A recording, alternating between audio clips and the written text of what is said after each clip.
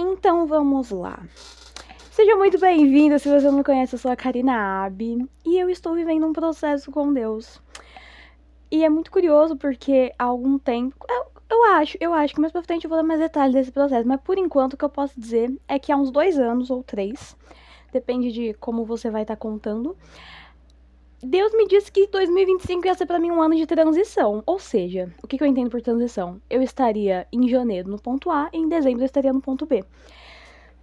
E aí foi isso que Deus me disse.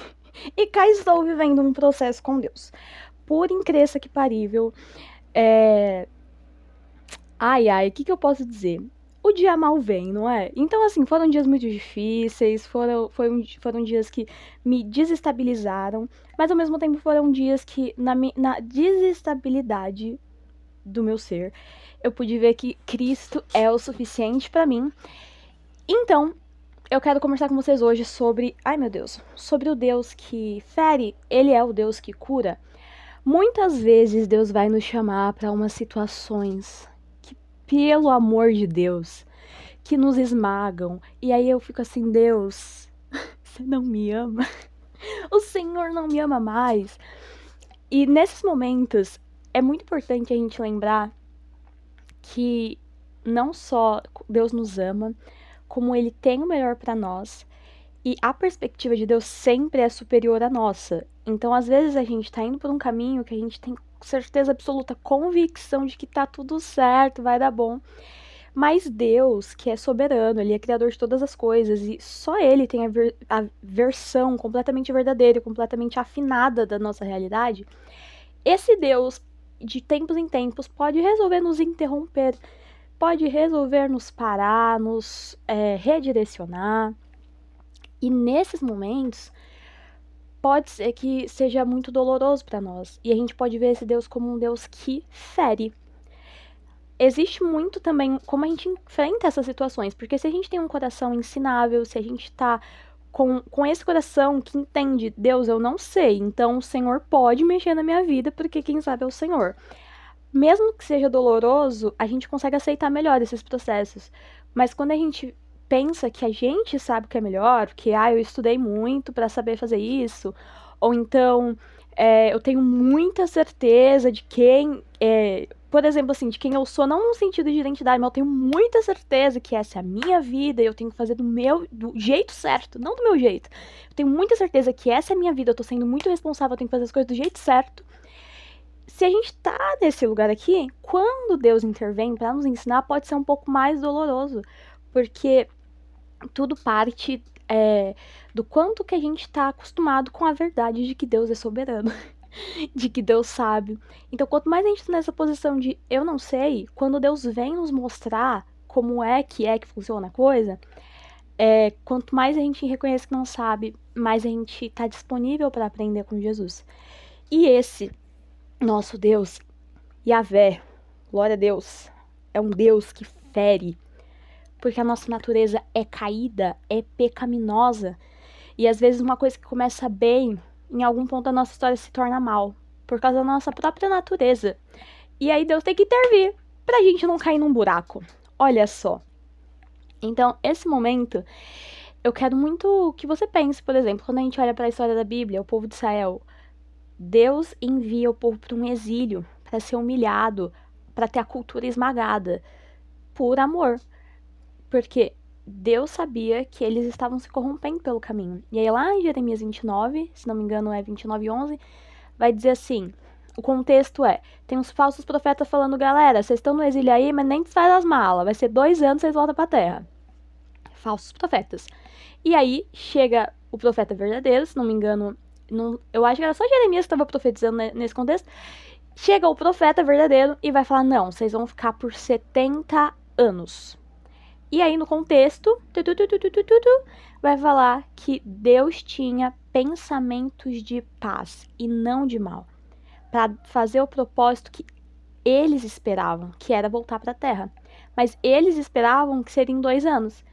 E Deus disse, vai ser em 70. Porque Deus tem compromisso conosco. Esse Deus que nos fere é um Deus que tem compromisso conosco. É um Deus que não se contenta com a nossa máscara. É um Deus que não se contenta com a imagem por exemplo, esse Deus que me fere é alguém que se preocupa mais do que essa imagem que eu tô passando pra você agora. Eu sei os processos que eu tenho enfrentado. E nesse processo, eu sei que Deus me vê muito além do que essa cara que você tá vendo agora. Nós precisamos ter paz com essa condição de estarmos diante de Deus, diante desse Deus que pode sim nos ferir, que pode sim nos desestabilizar, mas que sempre vai ser suficiente para nós. É um Deus que nunca vai nos deixar faltar o essencial, nunca vai nos deixar faltar o basal, e a gente vai ter que aprender em algum momento da nossa vida que o que é basal, o que é essencial, é a presença de Deus. Então, esse Deus que nos fere é o Deus que também nos cura. Ele nos apresenta pessoas certas no momentos certos. Eu já tive situações assim, quando Deus estava me conduzindo para lugares de feridas profundas que me trariam curas profundas, sabe? Quando precisa ter cortes intensos. Não sei se você já teve momentos assim na sua vida. Decisões decisivas, momentos decisivos de decisões duras. E Deus preparou pessoas no caminho para ser um ambiente de cura na minha vida. E nesse ambiente de cura eu pude ver Deus. Então é muito bonito, porque esse Deus que nos fere, ele sempre vai nos conduzir para um lugar de cura. E é muito normal, natural a gente entrar em crise. Hoje mesmo, pela manhã, eu acordei em crise. E aí, superada a crise, eu vim gravar esse vídeo. Porque é muito comum a gente ficar em crise. Porque mesmo que nos cure, nos custa nesse caminho. Mas que a gente possa ter a firmeza de que Deus continua soberano sobre as nossas vidas. Uma consciência muito intensa tem trazido, tem vindo sobre a minha vida, sobre o Maranata, ora vem Senhor Jesus. Tudo isso vai acabar na glória, galera. Se nós ficarmos fiéis até o fim, nós vamos para o céu. Aleluia. Então, se a gente consegue chegar nesse lugar de ter paz nessa condição, no fim de tudo, o fim é o céu, a gente pode confiar que, mesmo que a gente esteja sendo esmagado no processo, é por esse encontro que o nosso Deus está zelando. Então, às vezes, a gente perde um pouco a perspectiva, mas no processo, quando Deus nos fere, nos afia, nos arrasta de lá pra cá, nos frustra, e a gente fica, meu Deus, por que você tá fazendo isso? Ele tá zelando pelo encontro lá nos ares. Depois do arrebatamento, quando toda essa terra aqui já tanto faz como tanto fez, ele tá prezando pelo encontro, pelo casamento da noiva e do cordeiro. Então, se hoje você tá vivendo um processo com Deus, você tem convicção que é Deus te chacoalhando, e se você tiver em crise, tenha essa convicção. Deus tá zelando pelo encontro final. Entende? É um Deus que não aceita nos perder. Ele prefere nos ferir. E depois ele cura.